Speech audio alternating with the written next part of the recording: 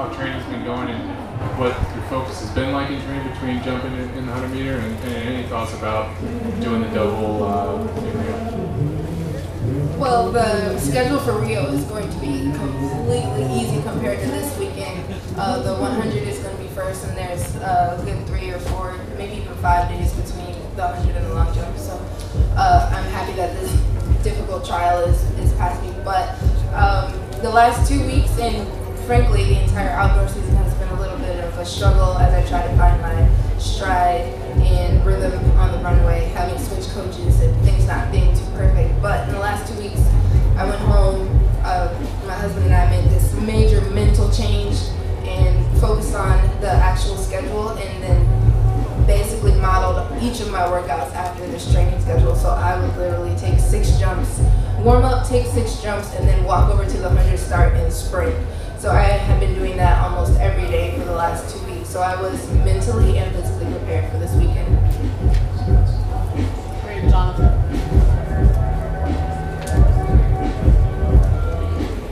Apologies if this was us earlier. I got here a little late. Tori, how do you feel about 3rd place? I'm extremely thankful. I'm on the team. I mean, I've been waiting 4 years for this moment ever since 2012. I said today, no matter what happened, I mean, I'm going to walk away with my head up high. I'm going to be thankful. I have another race to attend to this weekend. I'm running 200, and I'm extremely excited about it. Any more questions right here? English, can you just go through your race? How'd you feel about it? How'd you feel about your start? All that. At the start, I felt like all 3 of us pretty much were even. Usually I'm used to coming out of the blocks and kind of being in front and getting caught. But this time I had to kind of be patient in my movement. And one thing my coach kept saying in the back was, you just have to execute, stay in your lane. So for me, it's just trying to, I got out the blocks. I try to stay as comfortable as possible. These 2 ladies are the most fierce ladies we have in the United States, whereas they don't back down. They're not scared of anybody. And that's what I love competing about them, is because they always give the best race they possibly can. So I knew it was going to be a wire-to-wire race. So if I just kept my composure, we would just see what I came out at the end. No, of course. English, you mentioned getting in the car and crying last time. Could you describe where, was it right away, or just what that was like at that time? 2012, I just remember not being ready for the moment. I was the only college student in the final. I looked around, I was still in awe that I was standing next to Carmelita Jeter and Alison Felix and Lauren Williams and all those big names. So I really wasn't ready, and when I crossed the line and knew that I didn't make the team, knew that I probably wouldn't be considered in the relay pool, it broke my heart. It was something that I wanted since I was 9 years old. And so for now to be able to say I'm on an Olympic team, regardless of the place that I took today, is just a pure blessing in itself. And I'm grateful. So you went from here to the car? Yes.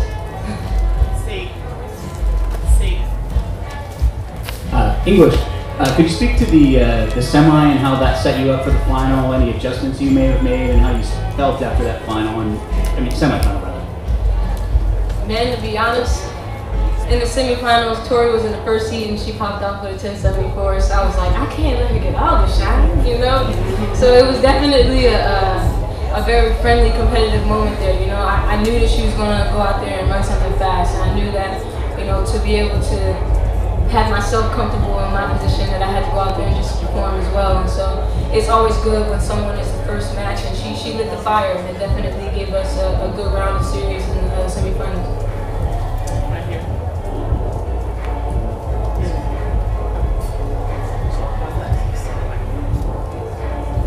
Tiana, I know it's immediate, but to soak in the enormity of the accomplishment. I mean, obviously yesterday was, but now that you're on this podium, you're on this team in 2 events. I haven't looked that far ahead at the Olympic schedule. I'm sure you know it by heart, but just how empowering is it, to know that you're doing something that very few men or women have ever done in the United States? One of the mantras that we've really been drilling into me over the last 2 weeks was that I have to conquer myself. And one of the things that I studied between jumps and between rounds was that conquering myself is the only victory that truly matters. And when I walk away from the long jump or I walk away from the 100, I have to be proud of myself and know that I gave 100%. On the other hand, it was so fine-tunedly executed and planned out the way we were going to handle this meet that it was almost like a checklist, just done, done, done, done. And so I am extremely proud of myself, but at the same time, as a professional, I'm like, it's finished. I did what I needed to do. This question's for each of you. Can each of you speak about your fitness levels here for the trials compared to like where you were at the U.S. Championships last year, and how you're planning your peak and your training relative to getting through the rounds here and then getting through the rounds when you get to Rio? Anything you may have learned from last year's experience? I'll go first. Training's gonna change, you know. Made the team at 12 o'clock tonight. It's over, and it's on to the next 3 rounds that I have. So I'll definitely start going back up with my training, get back in the weight room. Just try to prolong my season as much as possible. I feel like I'm in really good shape. My coach told me before we even got to U.S. Nationals was, you're gonna feel good at U.S. Nationals, but I'm gonna make sure you feel great at the Olympic Games. So that's the goal, is just to get out there, give everything I have in my training, practice every day with purpose, just like I've been doing since the fall. Nothing changes, nothing's different. My mental is still the same. As Tiana said, all we have to do is beat ourselves, and so if we can do that, then it'll be fine. You can raise your hand, we're going to mic it to you. I'm sorry, right there. Tori, take us through your race and how did you feel in the final compared to the semifinal? Well, you know, I feel like in the finals, I didn't run my race. It was more of, you know, seeing these ladies out in front of me and I'm just popping up instead of continuing to execute my drive phase. So I know that I did wrong today, and that's one of the reasons why I'm content. I mean, we get another try in Rio. Anybody else?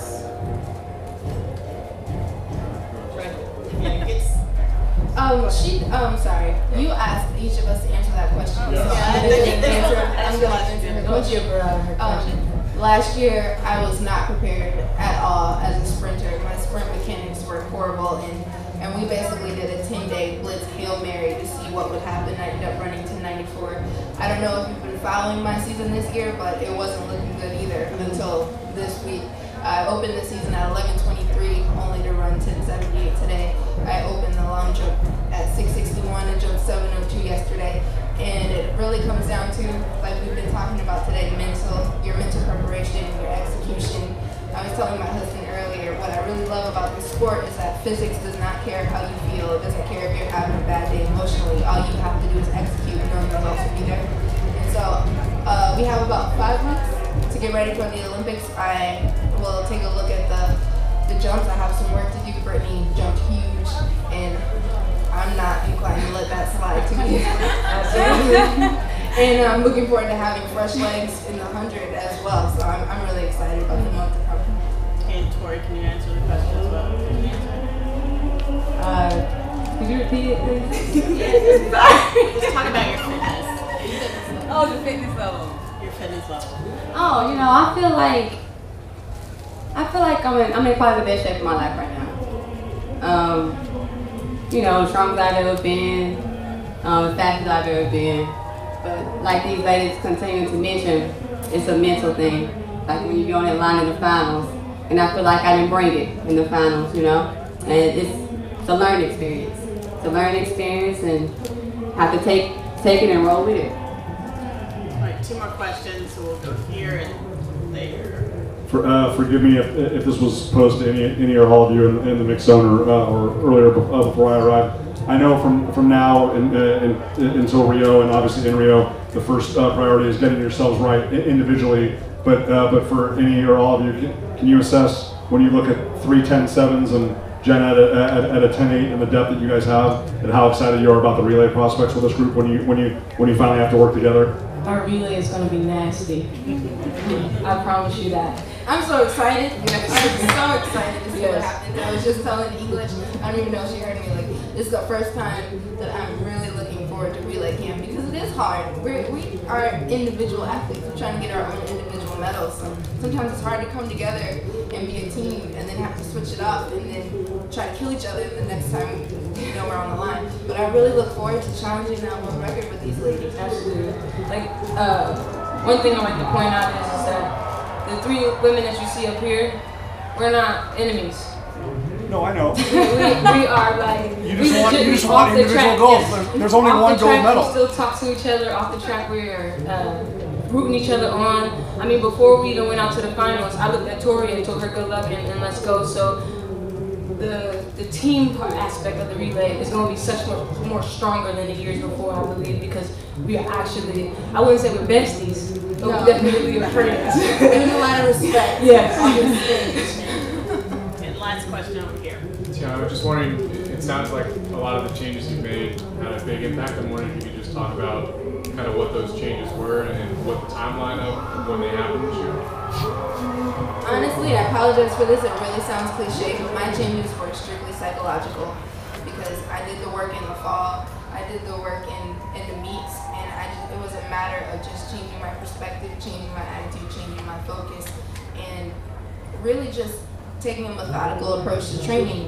Like if I'm not doing something well on the runway, instead of hoping that it'll come together at a meet, I just started to work on those specific things. So we were very methodical, and then as we started to check those boxes, I started to feel better mentally, and then really literally came into this meet just knowing I needed to just be myself and relax into the performances, and they would be there. A lot the buzzword that John would say to me, my husband John, yes, was that I need to trust it. I need to trust in my training and trust in myself, and it will come together. Is John your coach?